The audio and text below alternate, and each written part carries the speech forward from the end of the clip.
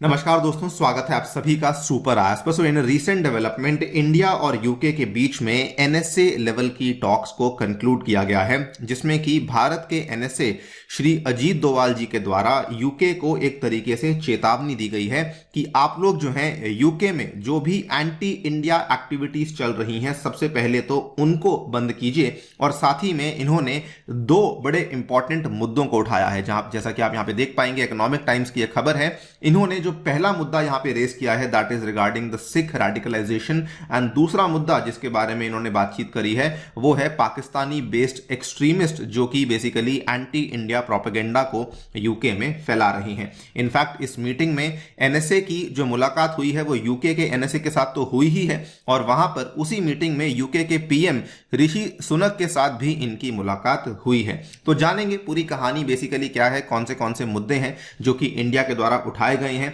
उठाए जाने के पीछे कारण क्या है, क्यों इंडिया इन चीजों से अपसेट है, उसको भी समझा जाएगा। आइए शुरू करते हैं दोस्तों मेरे साथ। मेरा नाम है अनिरुद्ध।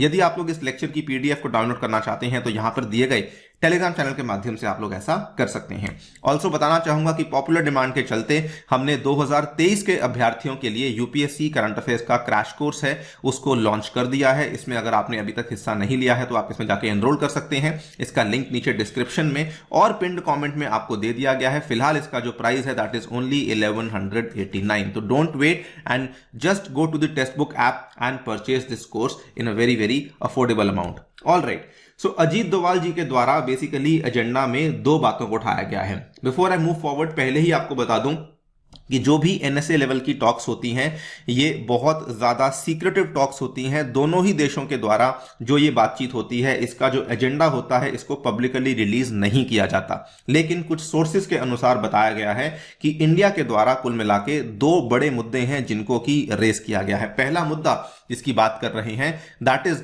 जो रिसेंटली जो यूके का स्टेट ब्रॉडकास्टर बीबीसी है उनके द्वारा जो 2002 के गुजरात दंगों को लेकर जो डॉक्यूमेंट्री पेश करी गई थी, जिसमें कि डायरेक्टली इंडिया के प्राइम मिनिस्टर नरेंद्र मोदी को टारगेट किया गया था। इस चीज को लेकर इंडिया ने एक बार फिर से सवाल उठाए हैं, कहते हुए कि जब पिछले साल 2022 में जब इंडिया के सुप्रीम कोर्ट के द्वारा हमारे पीएम मोदी को क्लीन चिट दे दी गई है, सब चीजें सॉर्ट आउट हो चुकी हैं, तो उसके बावजूद यूके के स्टेट ब्रॉडकास्टर बीबीसी के द्वारा डॉक्यूमेंट्री बनाया जाना बिल्कुल भी जो है वो सही कदम नहीं है। इनफैक्ट इंडिया ने यह भी कहा है कि क्योंकि ये एक ऐसा ब्रॉडकास्टर है जिसकी डॉक्यूमेंट्रीज को पूरी दुनिया में देखा जाता है और इवन इंडिया में भी इसको स्टार्टिंग में स्क्रीन किया गया था, तो उसके चलते इंडिया में भी जो पोलराइजेशंस हैं वो काफी बढ़ सकती हैं along the communal lines, along the religious lines, और ये चीज हमारे लिए ओवरऑल काफी ज्यादा जो है नेगेटिव साबित होती है।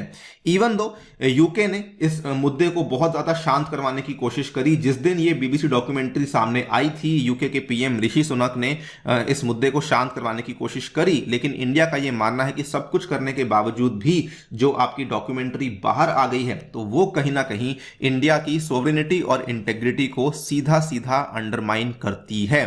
इंडिया ने कहा कि क्योंकि ये स्टेट ब्रॉडकास्टर है तो यूके की सरकार को ध्यान रखना चाहिए था कि इस तरह की डॉक्यूमेंट्री सामने ना आए।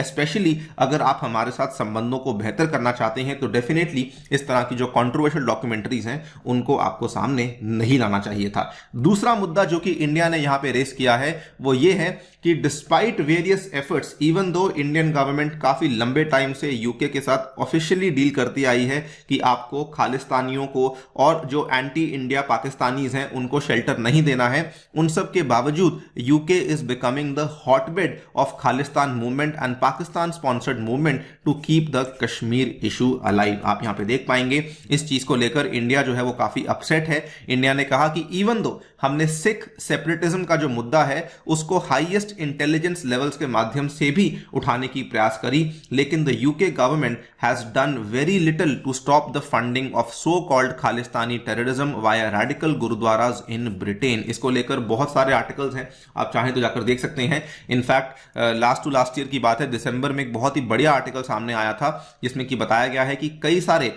जो वहां पे गुरुद्वाराज हैं और जो ऐसे प्लेसेस हैं they are now controlled by Khalistani sympathisers, और वहां की जो सरकारें हैं वो उनके साथ सिंपथाइज करती हैं, वो उनके साथ बेसिकली हाथ मिला रही हैं, जो कि एक तरीके से एंटी इंडिया एक्टिविटी बन जाती है। बिकॉज इंडिया जो है वो खालिस्तानी लोगों को यहाँ पे रेडिकल्स मानती है और उनको बिल्कुल भी सपोर्ट नहीं करती है। सेकेंडली, इंडिया ने यह भी कहा that UK is trying to justify violence in the name of freedom of speech and using radicals as a pressure point against India. इसको लेकर बहुत सारी आप यहाँ पे देख पाएंगे इस तरह के हमें अक्सर मोर्चे, इस तरह के अक्सर हमें प्रोटेस्ट यूके में देखने को मिलते हैं। जब 15 अगस्त को लेकर बातचीत होती है कि ये ब्लैक डे है, उसके बाद ये जो मुद्दा है केवल इस बार नहीं, पिछले साल भी जब इंडिया यूके के होम अफेयर्स का डायलॉग हुआ था जिसमें दोनों देशों के होम सेक्रेटरी की मुलाकात हुई थी, तब भी इंडिया ने सेम कंसर्न को एक्सप्रेस किया था कि जो भी एंटी इंडिया एक्टिविटीज यूके में हो रही हैं, हम चाहते हैं कि उसको लेकर कोई ना कोई प्रोएक्टिव एक्शन यूके के द्वारा लिया ही जाए। उस समय भी इंडिया ने कहा था भारत ने ब्रिटेन में कुछ चरमपंथियों और कट्टरपंथी तत्वों की भारत विरोधी गतिविधियों पर चिंता व्यक्त की और देश से सतर्कता बनाए रखने और उचित सक्रिय कार्रवाई करने का आग्रह भी किया था। ये पूरा का पूरा डेवलपमेंट पिछले साल हुआ था, तब भी इंडिया ने रेस किया और इस बार भी हमारे एनएसए अजीत डोभाल जी के द्वारा इस तरह की बातों को फिर से रेस किया गया है कि यूके जो है वो फ्रीडम ऑफ स्पीच के तहत इन चीजों को प्रमोट कर रही है, जबकि ये सारी की सारी एक्टिविटीज कहीं ना कहीं एंटी इंडिया एक्टिविटीज हैं। नॉट जस्ट दैट, कुछ ये वाले मुद्दे भी रेस करे गए हैं कि इवन दो इंडिया और यूके के बीच में एक प्रॉपर एक्स्ट्राडिशन ट्रीटी को साइन किया गया है, लेकिन उसके बावजूद कई सारे इकोनॉमिक ऑफेंडर्स हैं, भगौड़े हैं, जैसे कि नीरव मोदी, विजय माल्या, संजय भंडारी, जिनको कि यूके लंबे टाइम से शेल्टर दे रहा है। और इवन दो सारे के सारे कोर्ट मामले सुलझ चुके हैं, लेकिन उसके बावजूद इन लोगों को इंडिया में एक्स्ट्राडाइट नहीं किया गया है। एंड इंडिया ये भी मानता है कि यूके आज के डेट में साउथ एशियन पॉलिटिक्स में इंटरवीन कर रहा है, फिर भले वो बांग्लादेश हो, फिर भले वो पाकिस्तान हो, फिर भले वो अफगानिस्तान हो, सभी जगह पे UK is trying to act as a big brother. और कई सारे ऐसे लोग जो कि साउथ एशिया में जिन्होंने शांति के खिलाफ काम किया है, उनको आज यूके ने शेल्टर दिया हुआ है। फॉर एग्जांपल, जो बांग्लादेशी नेशनल पार्टी के एक्टिविस्ट हैं जो कि शेख हसीना सरकार के खिलाफ जाते हैं और इंडिया के भी खिलाफ जाते हैं, उनको भी यूके ने शेल्टर दिया हुआ है। जो एमक्यूएम के अल्ताफ हुसैन हैं, उनको भी ब्रिटेन के द्वारा शेल्टर दिया गया है। और ऑब्वियसली सिख सेपरेटिस्ट को तो यूके आज भी एंटरटेन कर रही है। नाउ ऐसा क्यों हो रहा है, ये ऑब्वियसली काफी सरप्राइजिंग है। कुछ एक्सपर्ट्स ऐसा मानते हैं कि यूके के द्वारा जो इंडिया की फिनोमिनल इकोनॉमिक ग्रोथ है उसको डाइजेस्ट नहीं किया जा रहा। पिछले साल आपने देखा होगा कि इंडिया ने यूके को ओवरटेक किया था as the 5th largest economy in terms of GDP size.